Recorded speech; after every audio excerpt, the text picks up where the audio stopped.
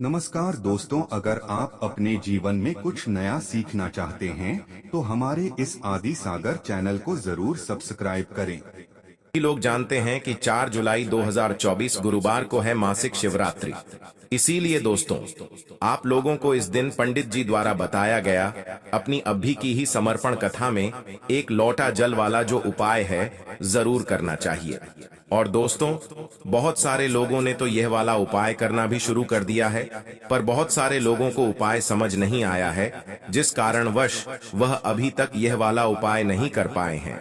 तो इस वीडियो में आप लोगों को हम 4 जुलाई, जिस दिन जुलाई महीने का पहला गुरुवार है, इस दिन आप लोगों को एक लोटा जल वाला उपाय जरूर करना चाहिए, जो कि पंडित जी ने अपनी अभी की ही समर्पण कथा में यहाँ पर बताया हुआ है।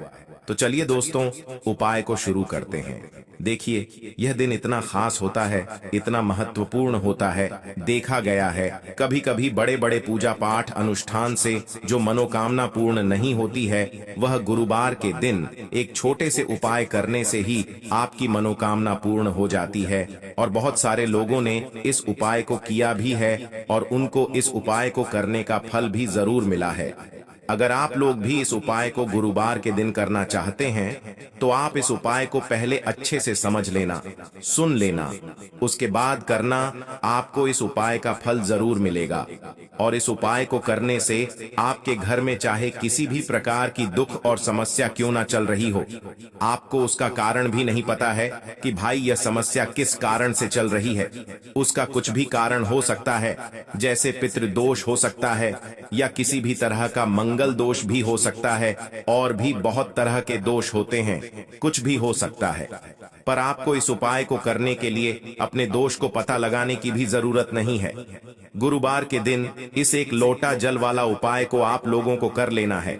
दोस्तों, अब हम समझते हैं इस वाले उपाय को हमें करना किस समय है। तो सबसे पहली बात दोस्तों, हम समझते हैं कि ये एक लोटा जल वाला उपाय करना किसको है। तो देखिए, यहाँ पर सीधी सी बात है कि ये एक लोटा जल वाला जो उपाय है, ये किस लिए किया जा रहा है। यह मनोकामना को पूर्ण करने के लिए किया जा रहा है, या आपके जीवन में जो दुख और परेशानियां हैं उनको दूर करने के लिए किया जा रहा है, या आपका कोई बड़ा काम है जो कि नहीं हो पा रहा है, आप उसके लिए इस उपाय को कर सकते हो। तो सीधी सी बात यह है कि आप अपनी किसी भी प्रकार की मनोकामना के लिए इस वाले उपाय को कर सकते हो। तो यह उपाय वह व्यक्ति कर सकता है जिस व्यक्ति को अपनी किसी भी प्रकार की मनोकामना भगवान शिव जी से पूर्ण करवानी हो।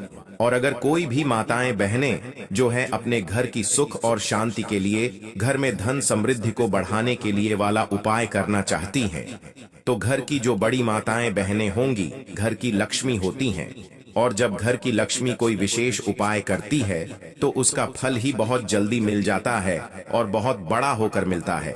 अन्यथा इस उपाय को कोई भी व्यक्ति कर सकता है, चाहे वह बड़ा हो, चाहे वो छोटा हो, चाहे वह बच्चा हो। जिस व्यक्ति को ये एक लोटा जल वाला उपाय समझ आ गया, वह व्यक्ति इस एक लोटा जल वाला उपाय को गुरुवार के दिन जरूर करें, क्योंकि उसको इस उपाय को फल बहुत ही जल्दी मिल जाएगा। क्योंकि गुरुवार के दिन भगवान शिव जी बहुत आसानी से प्रसन्न हो जाते हैं। तो आइए अब हम समझते हैं कि इस एक लोटा जल वाला उपाय को आपको करना कैसे है, और इस उपाय को करने का जो समय है वो क्या है। तो देखिए, इस गुरुवार के दिन किए जाने वाले ये एक लोटा जल वाला जो उपाय है, यह मुख्य रूप से सुबह के समय होगा। किस समय होगा? सुबह के समय होगा। आपको कोशिश यही करनी है कि सुबह के समय हम इस एक लोटा जल वाला उपाय को कर लें। पर किसी कारणवश अगर आप सुबह इस उपाय को न कर पाओ, आपको कहीं काम से जाना हो या किसी और काम की वजह से आप उपाय को न कर पाओ, तो आपके पास फिर दूसरा मौका रहेगा, जो कि शाम के समय का रहेगा, प्रदोष काल का रहेगा। अब भाई, प्रदोष काल का समय भी एक बहुत ही लोगों के मन में प्रश्न बन जाता है कि भाई यह समय होता कब है। हम आपको बता दें, प्रदोष काल का जो एक समय होता है, शाम का समय वो होता है शाम के 6 बजे से लेकर शाम के 7 बजे के बीच का। इस समय के बीच में आप उपाय को करेंगे तो आपको उस उपाय का जरूर फल मिलेगा। तो शाम के 6 बजे से लेकर शाम के 7 बजे के बीच में आप लोग इस 1 लोटा जल वाला उपाय को कर सकते हो। तो भैया बहुत सारे लोग यहाँ पर ये प्रश्न भी जरूर करेंगे कि भाई हम तो नौकरी पे जाते हैं, हम अपनी ड्यूटी पे जाते हैं और आने में हमें देर हो जाती है, तो उस जगह पर हमें क्या करना चाहिए। तो देखिए, उन लोगों को भी टेंशन लेने की जरूरत नहीं है। अगर आप लोग इस उपाय को शाम के समय प्रदोष काल में कर रहे हैं और अगर आप आने में देरी भी हो जाती है, आपको आने में 7 बजे तक आप नहीं पहुंच पाते हो, तो भाई आप 7:88 या रात 8 बजे तक भी अगर उपाय को करोगे तो भी चल जाएगा। और अगर इससे भी थोड़ा देर हो जाती तो भी आप उपाय को कर सकते हो, क्योंकि गुरुवार का दिन है। यह दिन बहुत ही कम आता है पूरे साल भर में। इसीलिए जब आपको मौका मिल जाए, जब आप इस उपाय को जरूर कर लेना। कोई भी उपाय हो, आप कभी भी कर सकते हो।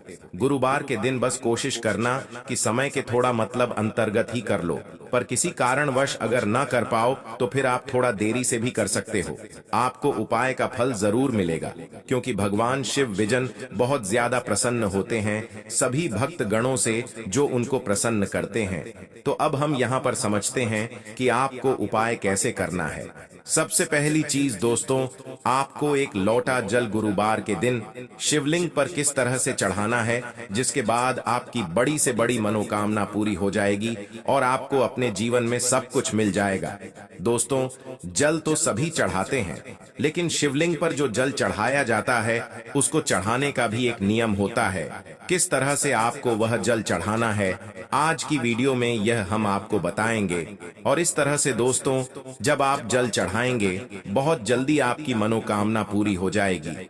आपके जीवन में जो दुख और कष्ट हैं वो भी दोस्तों बहुत तेजी के साथ आप देखेंगे कि दूर होते चले जाएंगे। तो दोस्तों, अगर आप भी अपने जीवन में सब कुछ हार चुके हैं या आपको लगता है कि अब आपके जीवन में कुछ भी अच्छा नहीं होने वाला है या अच्छा नहीं होने की सारी उम्मीद है, दोस्तों अगर आपके पास समाप्त हो चुकी हैं, खत्म हो चुकी हैं, तो दोस्तों आपको यह एक लोटा जल का उपाय करना है। बस इसके बाद आप देखेंगे कि बहुत बड़ा बदलाव आपके जीवन में आएगा। दोस्तों, जब व्यक्ति हर तरफ से हार जाता है, हर जगह से उसे जब निराशा मिलने लगती है और उसे अपने ही जब पराये लगने लगते हैं, तब दोस्तों व्यक्ति को महादेव की शरण में जरूर जाना चाहिए, क्योंकि महादेव ही एक ऐसे देवता हैं जो कि अपने भक्त की बड़ी से बड़ी मनोकामना को भी बहुत जल्दी पूरा कर देते हैं। और महादेव की शरण में जो भक्त जाता है, कभी भी महादेव उसे खाली हाथ नहीं लौटने देते हैं। अपने उस भक्त की जरा सी पूजा से प्रसन्न होकर अपने उस भक्त के जीवन के हर दुख को वो हर लेते हैं, हर संकट को वो दूर कर देते हैं। तो दोस्तों, देवों के देव महादेव का एक नाम भोलेनाथ भी है।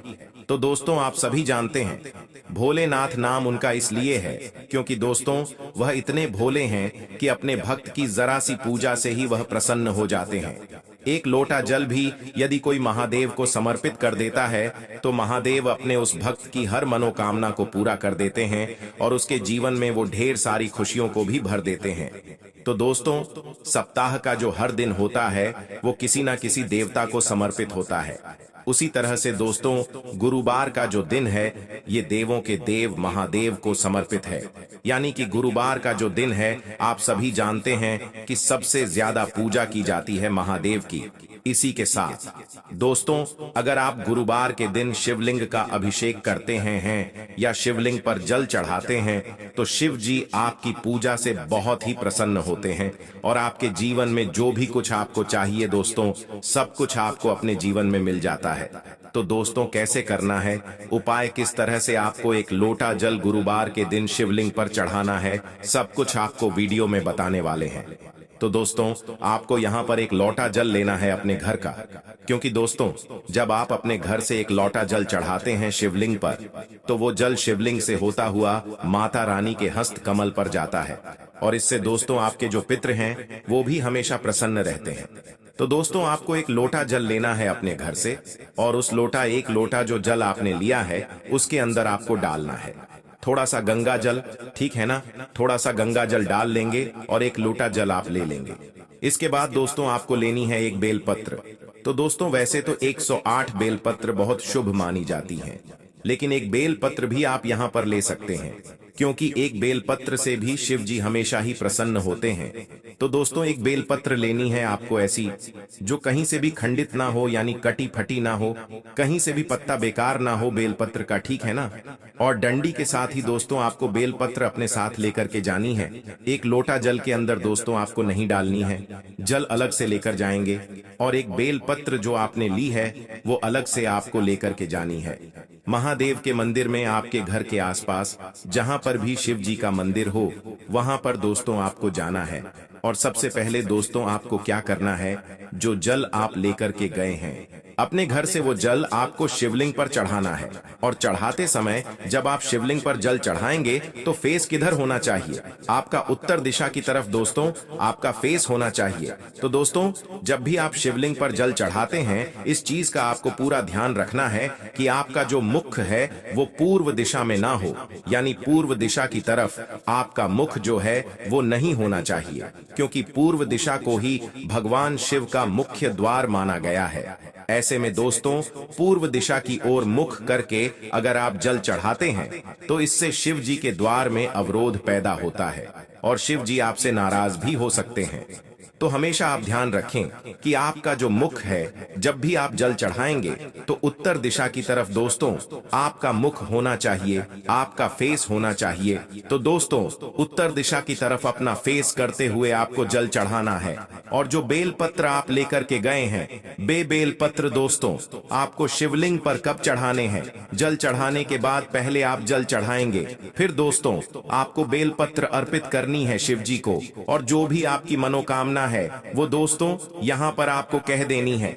और दोस्तों जब भी आप यह उपाय करते हैं, गुरुवार के दिन शिव जी आपसे हमेशा प्रसन्न होते हैं और आपकी जो भी मनोकामना होती है वह पूरी हो जाती है, आपको अपने जीवन में सब कुछ मिल जाता है।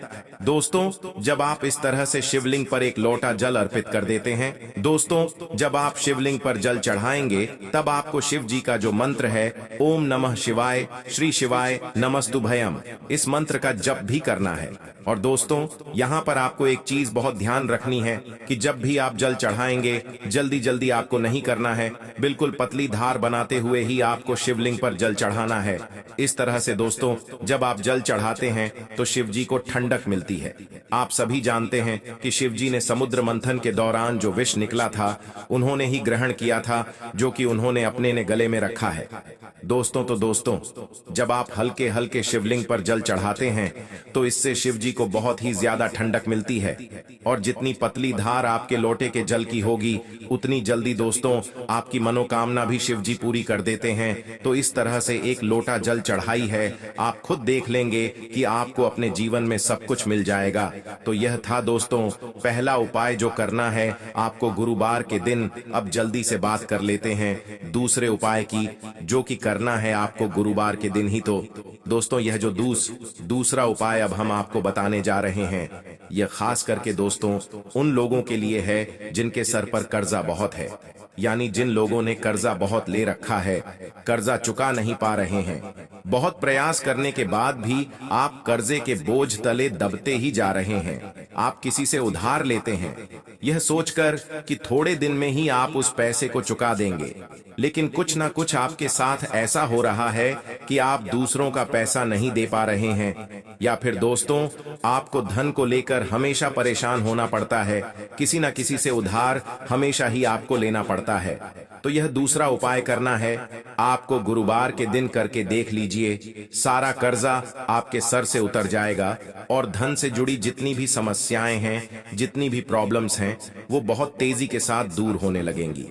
तो दोस्तों उपाय को करने के लिए आपको यहाँ पर लेना है शहद, ठीक है ना, शहद लेना है और आपको गुरुवार के दिन शिवलिंग का अभिषेक करना है शहद से। तो दोस्तों कितने गुरुवार करना है, यह उपाय आपको कम से कम 5 गुरुवार करना है, करके देख लीजिए जी। आप देखेंगे कि जब आप शहद से शिवलिंग का अभिषेक करेंगे तो आपके जीवन में जो कर्जे से जुड़ी समस्याएं हैं वह दूर हो जाएंगी। और इसी के साथ दोस्तों धन वृद्धि आपके जीवन में बहुत तेजी के साथ होगी और जितना भी कर्जा आपके सर पे है वह भी दोस्तों बहुत तेजी के साथ उतरने लगेगा। दोस्तों जब भी आप कोई उपाय करते हैं पूरी सच्ची श्रद्धा के साथ करते हैं, भोलेनाथ पर पूरा विश्वास रख करके करते हैं, तो दोस्तों, भोलेनाथ अपने भक्तों के जीवन में जितने भी दुख और कष्ट होते हैं उन्हें तो दूर कर ही देते हैं। अपने भक्तों को कभी वह दुखी नहीं होने देते हैं। तो दोस्तों, अगर आप अपने जीवन में हर तरफ से हार चुके हैं, हर तरफ से आपको ऐसा लगता है कि आप कोई उम्मीद नहीं बची है आपके जीवन में, तो दोस्तों, आपको महादेव की पूजा गुरुवार के दिन जरूर करनी चाहिए। और सरल से उपाय जो हमने आपको बताए हैं, उन उपायों को आप करके देख लें। आप देखेंगे कि आप अपने जीवन के समस्त दुखों से और कष्टों से हमेशा के लिए छुटकारा पा लेंगे। तो दोस्तों, देवों के देव महादेव की शरण में जो व्यक्ति जाता है, काल भी उसका कुछ नहीं बिगाड़ पाता है, आप सभी जानते हैं। तो दोस्तों, जो व्यक्ति महादेव की पूजा करता है